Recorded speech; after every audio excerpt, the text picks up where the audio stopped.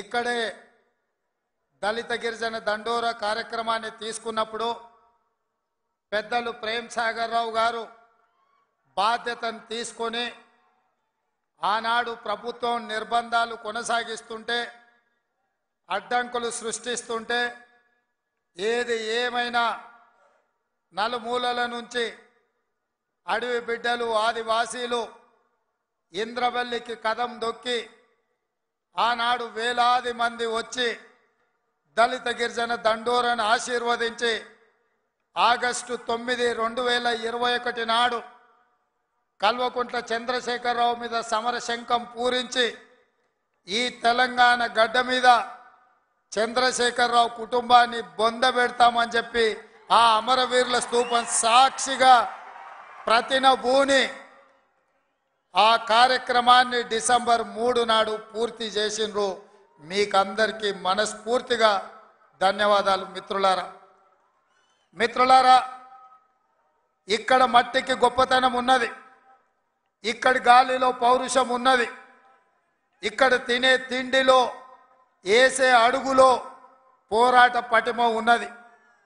ఈ గడ్డ మీద మీ బిడ్డ కొమరం భీం జల్ జంగల్ జమీన్ అని చెప్పి ఆనాడు రాజ్యాలకు వ్యతిరేకంగా, అదేవిధంగా రామ్జీ గోండు ఈ ప్రాంత గోండు బిడ్డ బ్రిటిషర్స్కు వ్యతిరేకంగా, రజాకర్లకు వ్యతిరేకంగా కొమరం భీం ఆనాడు పౌరుషంతో పోరాడిను. ఈనాడు చరిత్ర పుటలలో పోరాటాల గురించి చర్చించాలి అంటే, పౌరుషం గురించి ప్రస్తావించాలి అంటే రామ్జీ గోండు కొమరం భీం గురించి ప్రస్తావించకుండా ఏ చరిత్ర మొదలు అవ్వదు అని చెప్పి నేను సగర్వంగా ఈ సందర్భంగా చెప్తున్న మిత్రులారా. అలాంటి పోరాట స్ఫూర్తిని తీసుకొని కేస్లాపూర్ గుడిలో దర్శనం చేసుకొని నాగోబా ఆశీర్వాదం తీసుకొని తప్పకుండా ఈ గడ్డ మీద ఇందిరమ్మ రాజ్యం తీసుకొచ్చి దళితులకు, గిరిజనులకు, ఆదివాసీలకు, బలహీన వర్గాలకు, మైనారిటీలకు వాళ్ళు మెచ్చే ప్రభుత్వం, వాళ్లను ఆర్థికంగా సంక్షేమ రంగంలో అభివృద్ధి ప్రాంతం వైపు నడిపించే ప్రభుత్వాన్ని ఏర్పాటు చేస్తామని చెప్పినాం. ఇవాళ ప్రభుత్వం ఏర్పడ్డది. ఆ ప్రభుత్వం ఏర్పడ్డది కాబట్టే మా ప్రభుత్వం మొట్టమొదటి అభివృద్ధి కార్యక్రమం ఆనాడు మాట ఇచ్చినాం. ఇదే ఇంద్రవెల్లి అమరవీరుల స్తూపం సాక్షిగా అభివృద్ధి కార్యక్రమాలను తీసుకొని ముందుకు వెళ్తాం. ఆదిలాబాదును దత్తత తీసుకుంటాం.